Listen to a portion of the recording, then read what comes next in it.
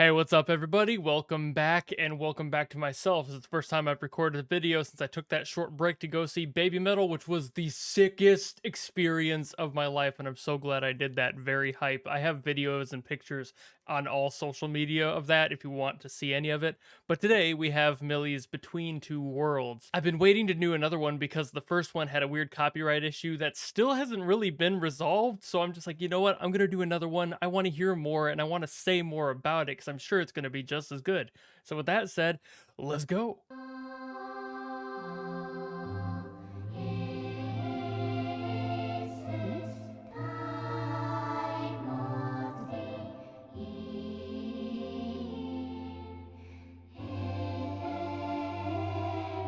These chords are very Hallelujah chorus, aren't they?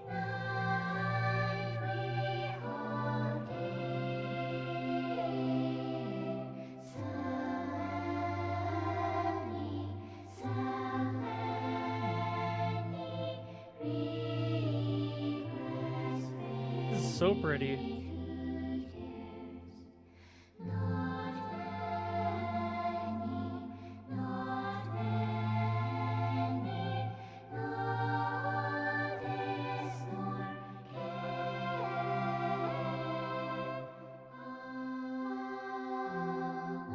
The chords of this one are really bringing me back to sitting in church.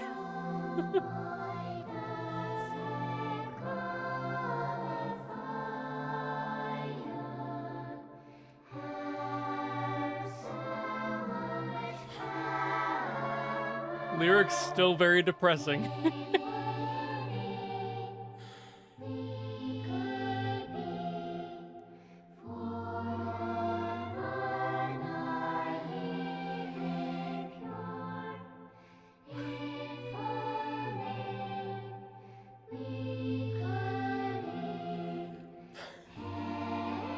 I read ahead.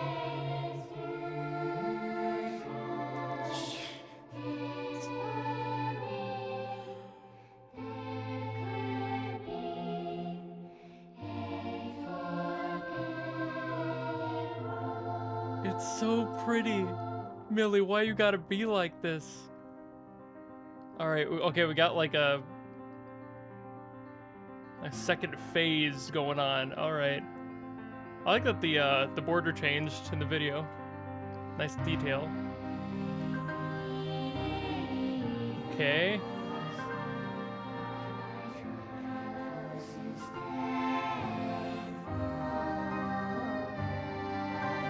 Okay.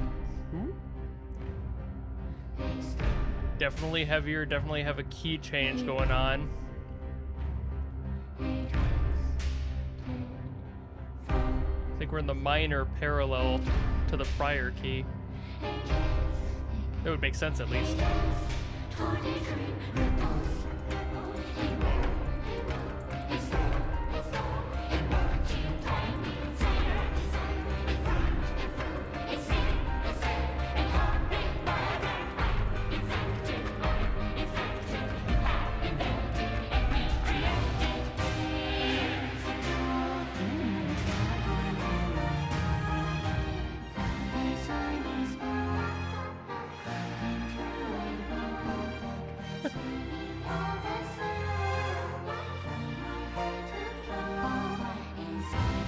I really can't with these lyrics, dude.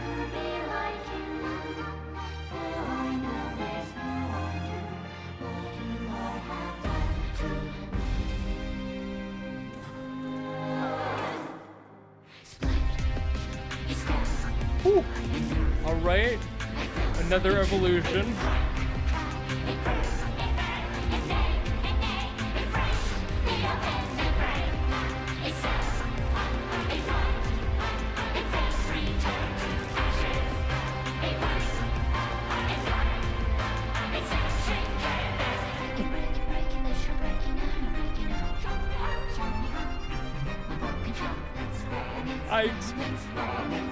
I'm trying so hard.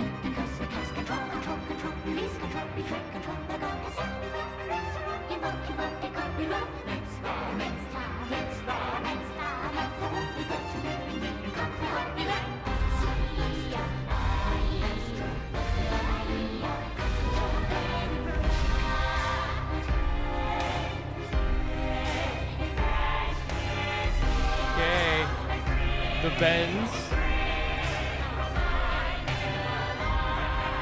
I loved those pitch bends. I am terrified consistently with Mili's music. Okay, so much like last time, I feel like I said nothing that whole reaction, which is usually very unbecoming of me. I don't like to do that and not say anything. I try to add stuff when I can, but I was focusing so hard on the lyrics and the musicianship of that song. The first one was very hymnal. The second one was very gothic dark, and I was like, okay.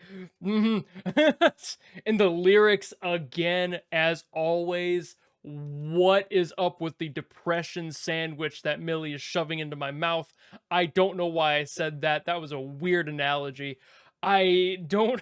So this song obviously pulling a lot from Christianity and that like Roman Catholicism, the music that came from that, using that gothic edge for the second half, that was really cool to me.